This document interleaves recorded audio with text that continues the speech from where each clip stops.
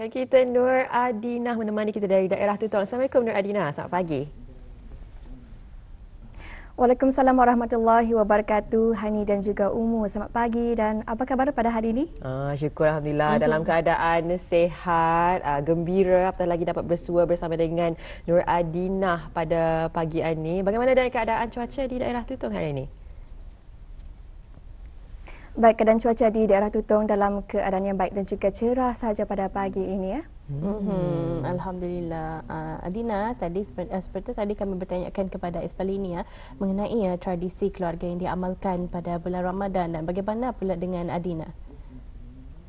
Mungkin Adina boleh kongsikan? Baik, kalau saya secara peribadi, antara tradisi yang kebiasaannya dilakukan di bulan Ramadan ini memang banyak ya, dan antaranya adalah berkumpul bersama dengan keluarga besar di tiap hujung minggu. Jadi masing-masing akan membawa makanan yang dimasak sendiri maupun makanan yang dibeli di gerai-gerai ya, dan akan berbuka puasa di rumah nenek di kampung, dan kemudian akan melakukan juga solat tarawih bersama.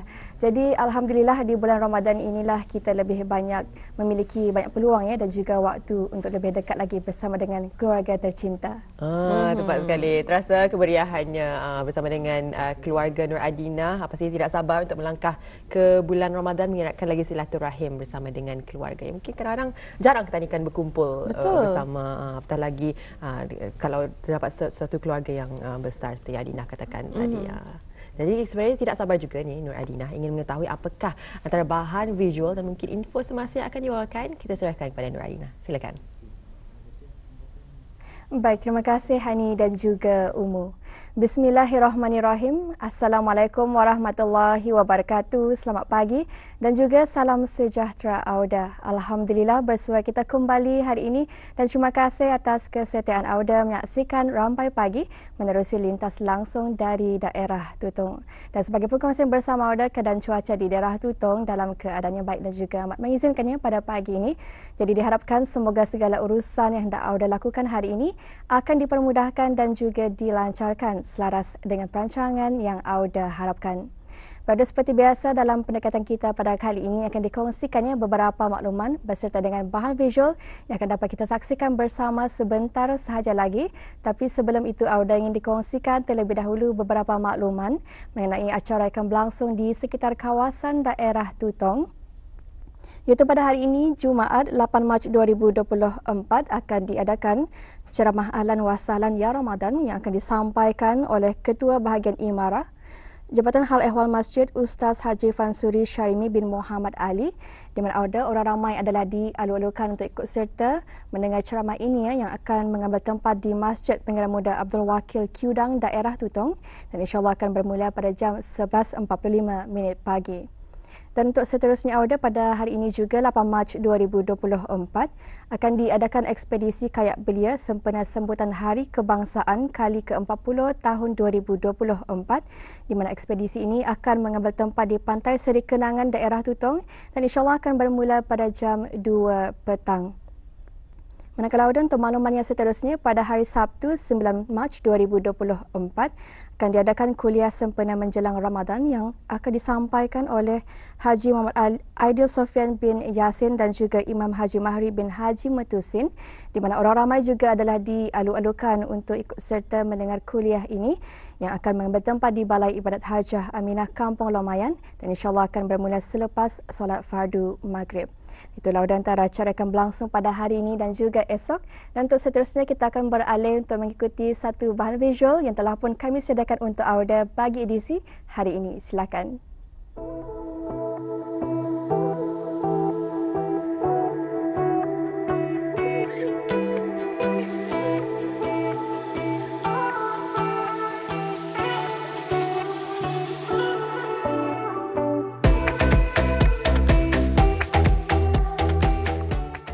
Sejak dahulu lagi, para penduduk kampung yang tinggal di kawasan pedalaman banyak bergantung pada sumber makanan yang terdiri dari tumbuh-tumbuhan liar yang tumbuh semula jadi di hutan dan telah dikenal pasti mempunyai banyak kegunaan dan khasiatnya.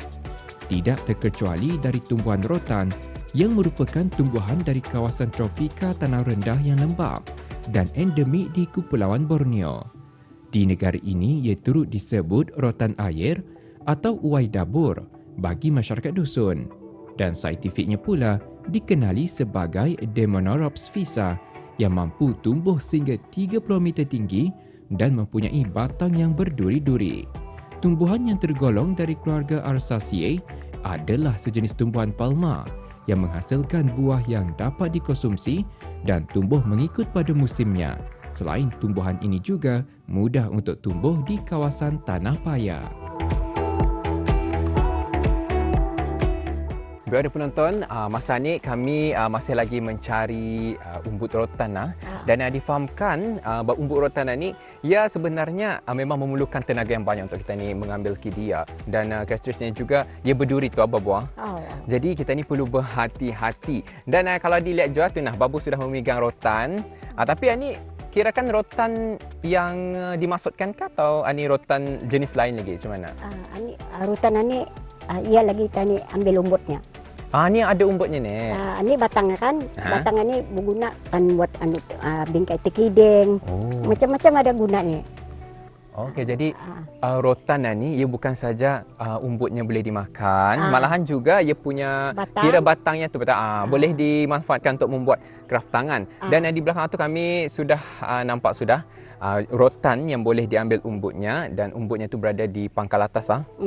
Tapi yang penting sekali adalah kita ni perlu berhati-hati kerana kalau kita ni melihat secara lebih dekat memang ia berduri-duri. Jadi disarankan untuk menggunakan sarung tangan. Kasut mesti tebal. Kasut mesti tebal. Jadi sebaiknya kasut bootlet tu. Kadang-kadang kulit rotan tu ia berada di kawasan tanah tu jadi kita ni perlulah menggunakan kasut bot. Apa lagi yang perlu kita ni perlu ambil tahu lagi ni Bu mengenai dengan rotan ni? Ya, macam-macam ada faedahnya kan buat kalau orang dulu kan orang tua kayak duang buat batang ini kan duang bala-bala jamur, duang rawot kan duang buat lampit. Apanya kita ni kan? Lampit. Kan buat lampit. Sekarang ni tidak ada orang tua sudah tidak ada kan, tidak ada tak orang buat barang ni. Iya biar ta batangnya ni cuma ni panjang-panjang dulu susah kau mencari batang ni kalau orang tua-tua dulu. Dua ngambil ni sedapa, ingan cukup-cukup dah. Okey, jadi kalau kita ni tu untuk manfaatkan kegunaan kraft tangan ni kita ni kan mengambil umbut rotan. Jadi di belakang tu usulnya ada sudah untuk dapat tani tarik kali jadi akan start tani ambil Bu. Dalam kesempatan ini saya berpeluang untuk belajar cara mengumbut atau mengambil umbut rotan dari pohonnya. Tumbuhan rotan yang telah berusia setahun atau lebih mempunyai umbut yang berada di pangkal atas tumbuhan ini.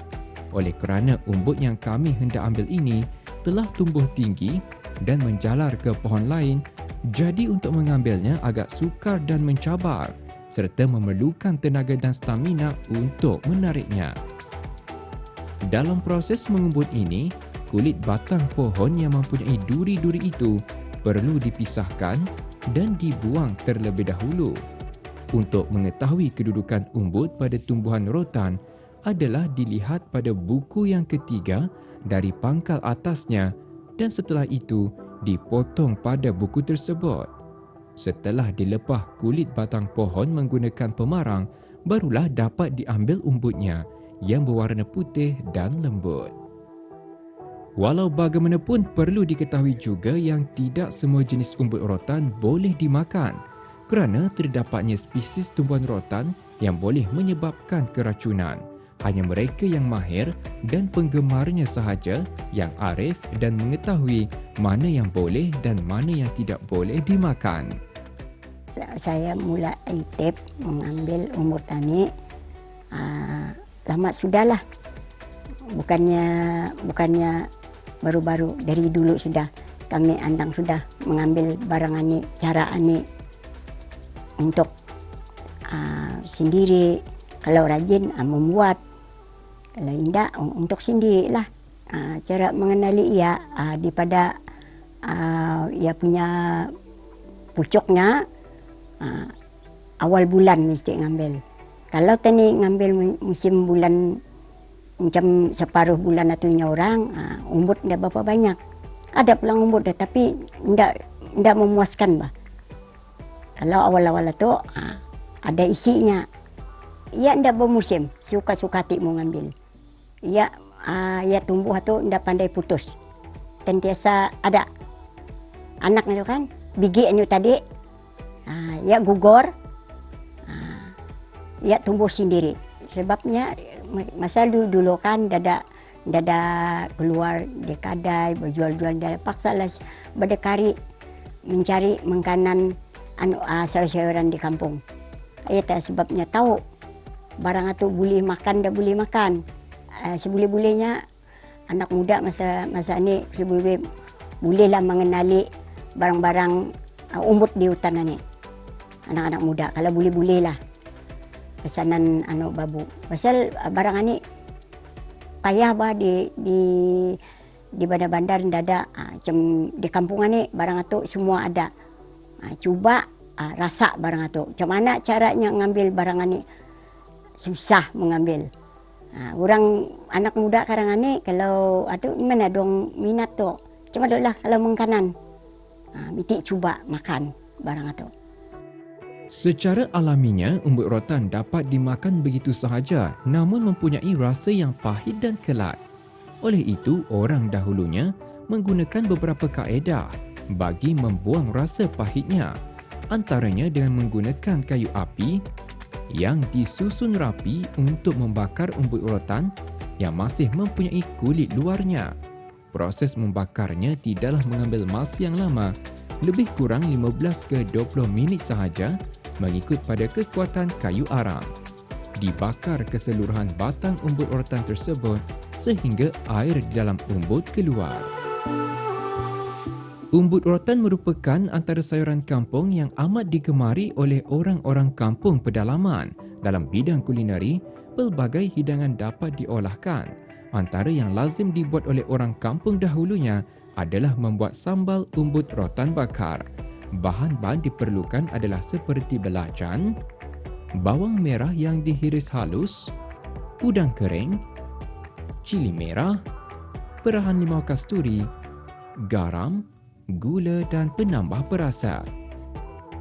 Kesemua bahan-bahan tersebut dikisar halus dan digaul sebati bersama umbut rotan bakar yang telah dipotong hiris bertujuan untuk mengimbangi rasa sayuran umbut tersebut. Sajian ini akan lebih enak dan menaikkan selera makan jika dimakan ketika masih panas bersama nasi dari beras kampung.